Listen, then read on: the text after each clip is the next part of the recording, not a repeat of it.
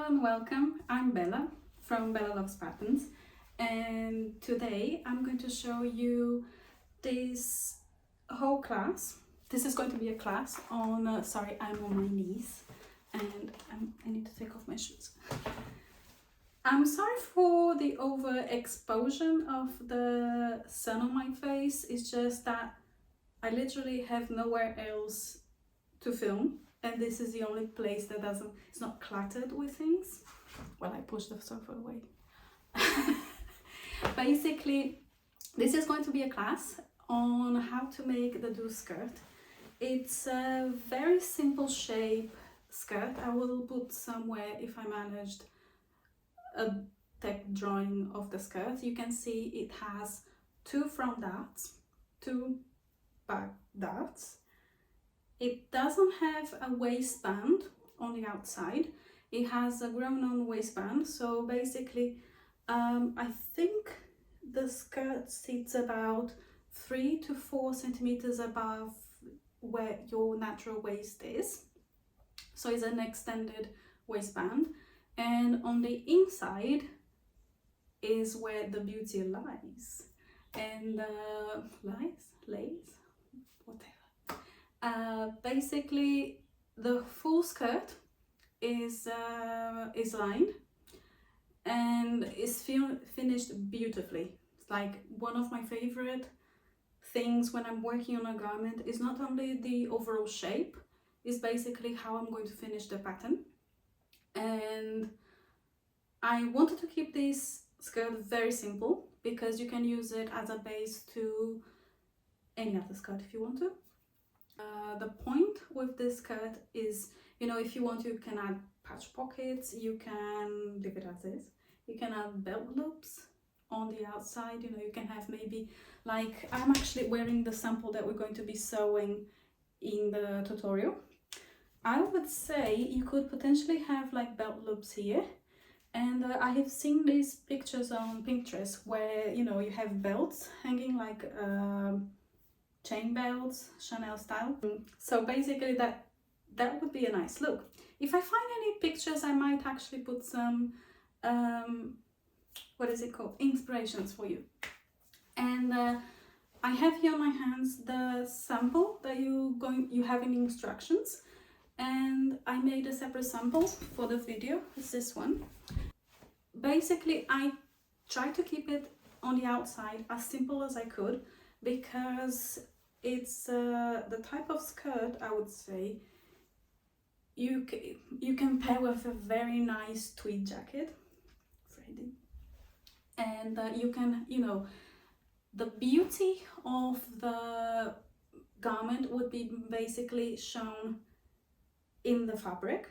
So I was thinking of tweeds when I designed this skirt, and I was thinking of not men's tailoring, not a kind of very fine men's tailoring, something a little bit rough, not necessarily too smooth, because those kinds of very smooth men's fabric, because the skirt itself, you will notice, is fully interfaced.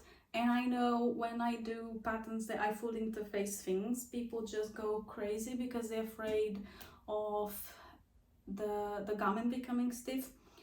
That's the fault of the interfacing. The quality of the interfacing is not necessarily because you interface the whole thing. Please, please, please, please, please, please do not use cotton interfacing on this type of garments that you have to full interface. Usually the type of interfacing that you're going to use to block fuse the entire garment is a very lightweight interfacing. What I have used to interface actually both skirts, it's a very lightweight interfacing that has no stretch. It's very similar to a chiffon, a little bit heavier than a chiffon, maybe because it has the glue layer. But it's basically like a chiffon. It's 100% polyester. Sometimes it's viscose or sometimes it's polyamide. You have to look for that, and you have to test on the material that you're going to be interfacing. There are two options with this skirt for interfacing, and you're going to be seeing that on the instructions. One is to full interface. That's what I've done on both samples, and you can see it's not stiff at all. It has a lot of I don't know the word, movement maybe, and yeah, it doesn't make the garment stiff. The point of interfacing full garment is not to make it stiff, is to give it structure and weight to the fabric. Sometimes you have, basically, if you cannot find this interfacing that's very lightweight, it's very similar as well to knit interfacing. It has the same kind of drape, is lightweight. If you cannot find it, find a knit interfacing with low stretch. That will be perfect. Option of interfacing, because I mentioned there are two ways. You can interface only the bottom hem of the skirt, because it will add some crispness to the bottom of the skirt, and it will be a place where you can do the blind hem that we do towards the end of the video. You'll see when you're watching it. And the other thing you interface as well is the inner waistband. I spoke a lot, and I don't know if I said everything. I probably will have not said everything, but regardless, this is the full skirt. Actually, if you move the thing on the video, you'll be seeing the end of the skirt, but basically it's a full lined skirt, has pleats in the... Anyway, I hope you enjoyed watching the full video. I'm sorry when I'm talking sometimes I pause a lot, because it's very strange to record something and talk while you're working. I usually work by myself and I don't have anyone to talk to, and suddenly I have a camera obstructing my way, so I'm kind of trying to talk and do what I have to think about what I have to do, and the camera's kind of in the way, and I first want to ask for your apologies on that, and second of all, yeah, because I speak very paused, because I'm not thinking. And another thing, I think the last thing I have to say, because this introduction is getting way too long, and the video, I haven't finished editing, and I know this video is going to be long. I might have to make it in 2 parts. What I was going to say is I'm not following the instructions. I'm making it as I go. So if you notice that some of the steps are in different orders, that's basically, you know, it's a video. I'm trying to make things a little bit quick as well, because I have to move the camera around, and doing multiple things in one go at the machine is easier because the camera is right there, and then going to the iron and then pressing everything. But in the instruction is more structured and more divided by sections on what you have to do. If you have any questions, a lot of the answers are in the instructions, and I try to answer most of them in the instructions, and it's kind of difficult in a video to cover everything, to remember of, you know, saying everything. That's kind of the reason why I did this introduction, also for you to see my face, because I'm not going to be appearing during the video. It's not going to be basically my hands and occasionally my hair obstructing the view of the camera. One, please, this is really the last thing. Occasionally the camera I'm filming is out of focus because it's on autofocus, and I'm filming by myself, so I think sometimes the camera is focusing on the object whatever I'm sewing, and actually isn't. It's focusing on my hands, or it's focusing on my pincushion or something else. So just all these apologies, and please enjoy the video. And if you like to see more, I don't know if I'll do more, probably I will occasionally. And what else? Give a like, and you know, if you don't need to subscribe. If you want to subscribe, you can do that. If you want to give it a like, at least a like would be nice, because you know what, when you give a like to a video, YouTube offers you more interesting things just like this one. So I hope it's not going to be too boring. It's not an entertaining video, to be honest. It's something for you to learn, maybe something. Let me know in the comments what you have learned, and if you have any questions, and the pattern is available. Hello and welcome to this class. I'm going to show you all the pattern pieces of the Dulce skirt and what I've done to them. So first of all, I have here the front piece, and the front piece was cut on a fold, and when I'm cutting on a fold I like to also notch the bottom hem and the top of the waistband, because this is going to help putting the lining. Also the notch on the hip and the hem notch as well. So this is how it looks when you have the full skirt open. And on the wrong side of the fabric I have used a very lightweight interfacing. It's very similar to a chiffon. I will see if I can put a video or something of the interfacing. And the other thing I have done was I trace mark with a chalk the bottom hem of the skirt, and it's a 4 centimeter fold, and from that I just run with a needle and thread a running stitch. So this way I know, I don't know if you can see in the camera, but I have a running stitch where the fold of the hem is. I have marked the darts on the wrong side, and I will be using a bias stay tape. My very old friend bias stay tape is got this stitching running at the center of the stay tape.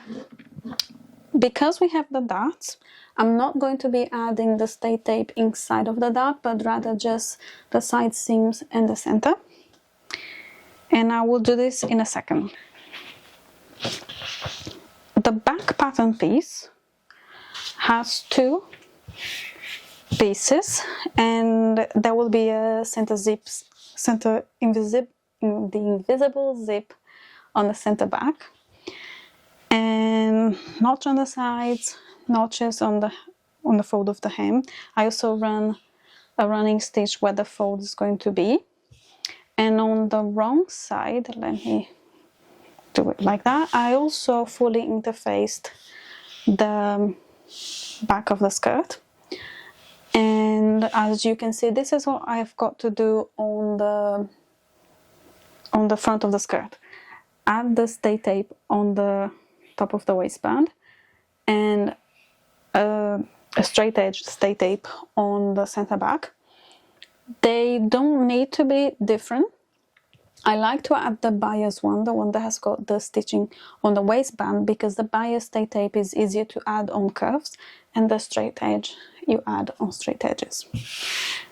But it could have been all the same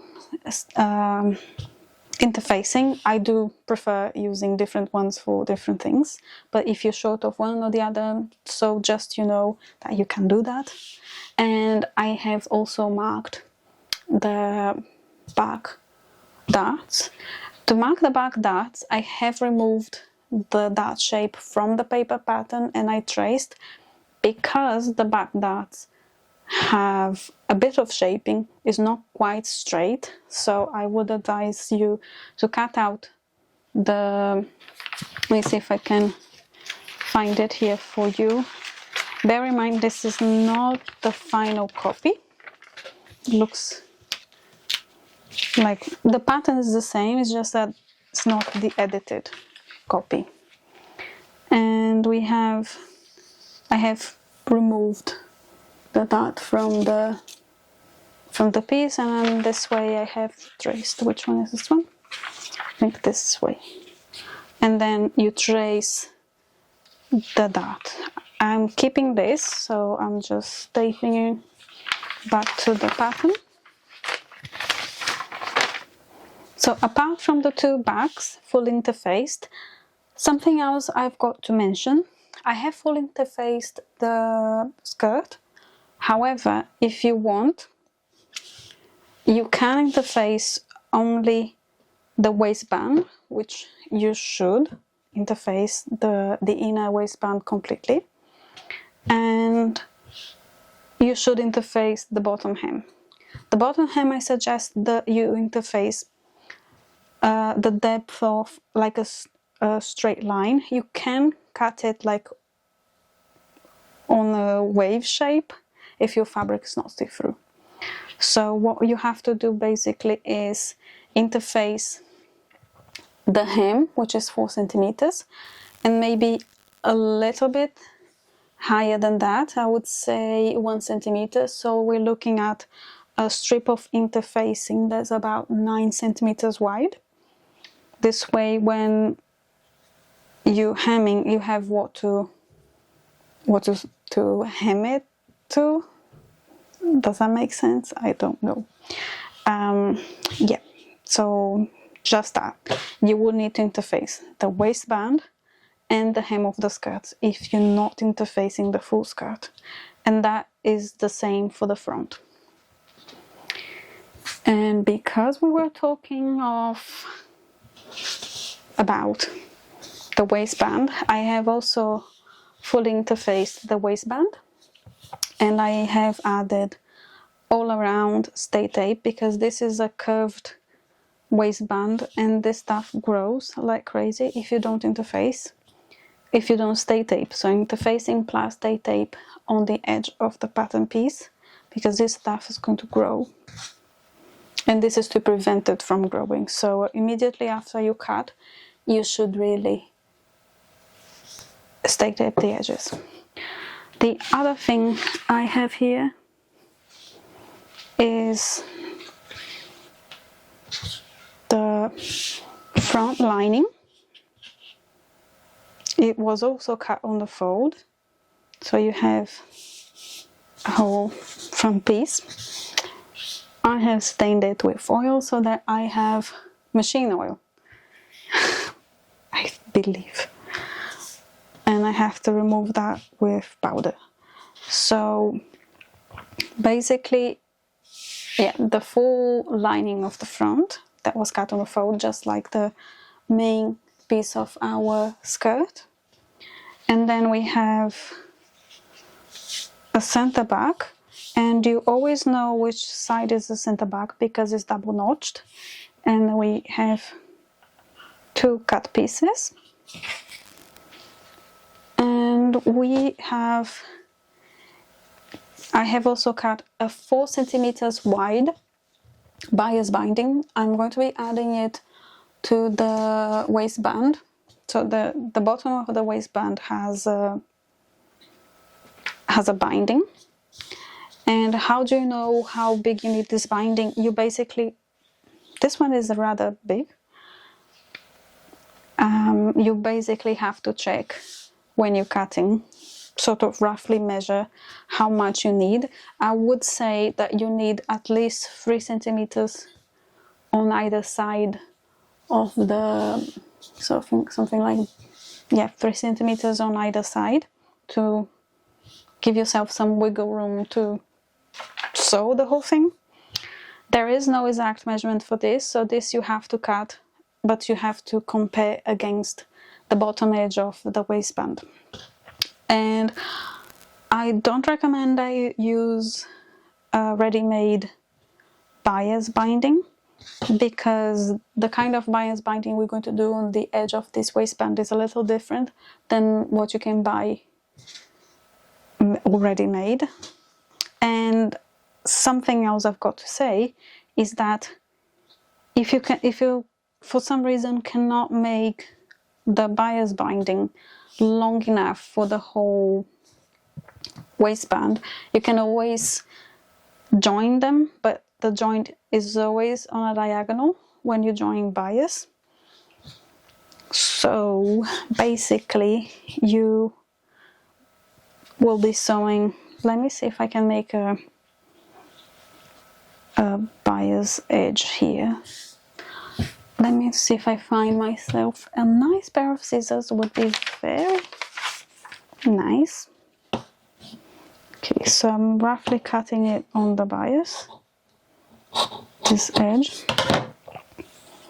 And let's say that for some reason I didn't have enough length for a whole bias binding. I could just take these two edges, sew them together 5 millimeters from the edge, and then we press the seam open, and then you have a full bias binding. But please do remember that the joint of the bias binding needs to be on the bias, and that's how you get a long enough binding to bound the bottom edge of the waistband. Now we are going to finally begin sewing, but before that, like I said, I need to add stay tape to the top edge of the skirt, because I actually forgot. So we're going to do it now, and when I'll take you to the table, to the ironing table, and I'll show you how I add the bias.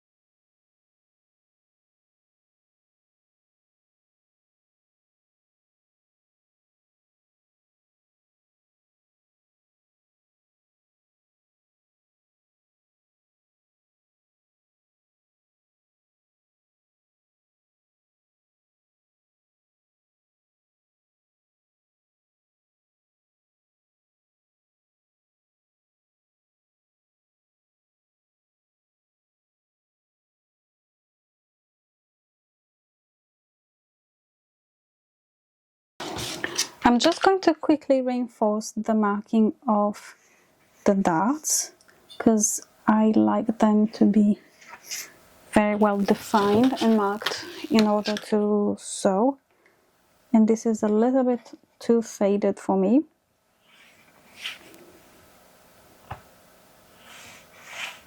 Also, I want to check the dart legs if they do match.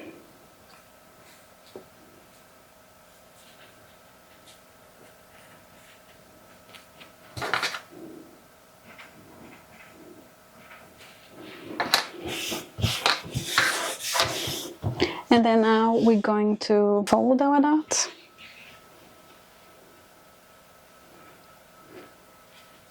I'm going to do that to all darts, and I'm going to sew them all at once. This way it will save us a little bit of time, because we have to do exactly the same thing in all darts. All the 4 darts that I have to sew, all pinned, and I made sure that the darts from the back also end on the same place, so they'll have the same length, and I pinned both fronts. So now we're going to the sewing machine, and I'm going to sew all these darts.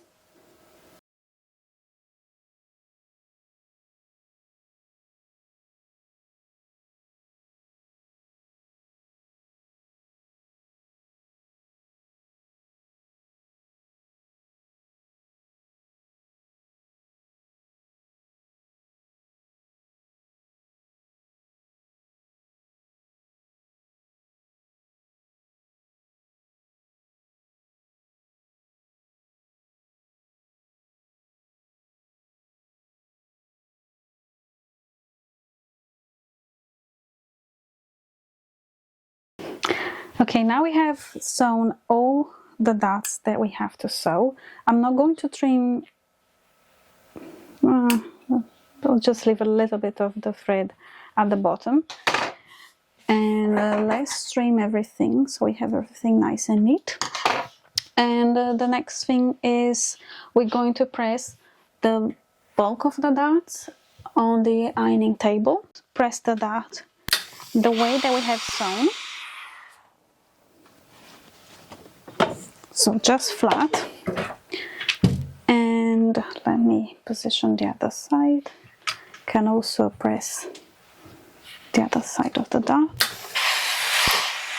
The other dart, rather. And the one thing I will do after that, I will split the dart open, not all the way down because it's quite thin, but about, what is it, halfway through, maybe a little bit less than half. I'm going to clip it right here, just to allow me to cut through it. And also because we're going to trim a little bit further down, just a couple of millimeters away from the stitching line. And I will press this part, the top half of the dart open, and this bottom half towards the center of the skirt.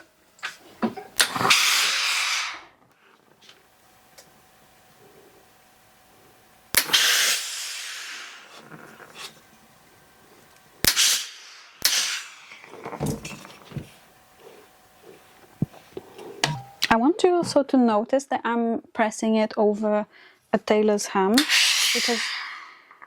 because a tailor's hem will give a nice shape to the dart when you're pressing it, rather than just making it flat. And if you have something, a piece of wood that doesn't have any treatment like varnishing or anything like that, you can use it as an alternative to a wood clapper if you don't have one. And everything that I press from the wrong side, I like to press also from the right side.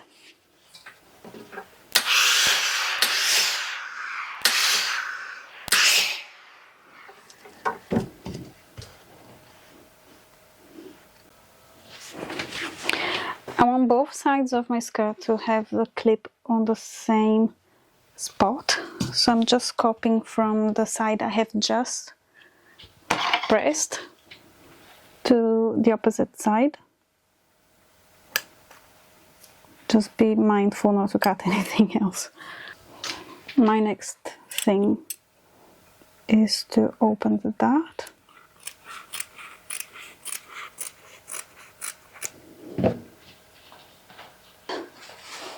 Now I need to press towards the center back.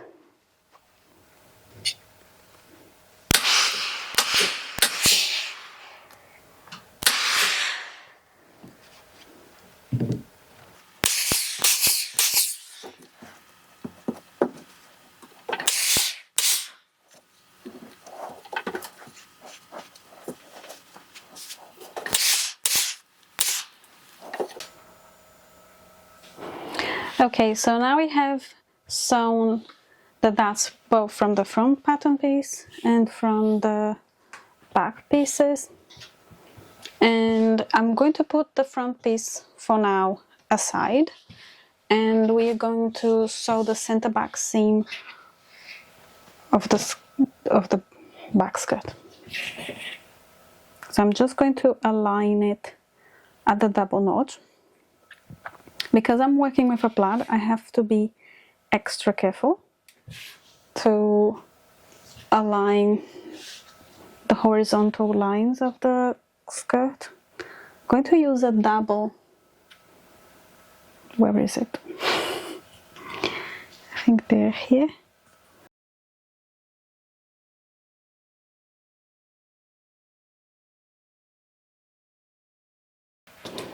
So this time I'm going to sew from the top double notches down to the hem. I'm going to sew over my pins because I don't want those lines to move.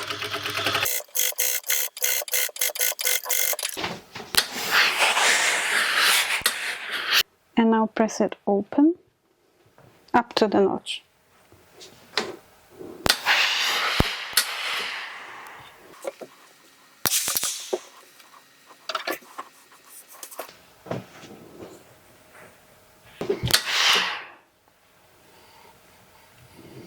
I want to show you something which I haven't done in the sewing instructions, but I can do it here, is the area where the zip is going to be installed.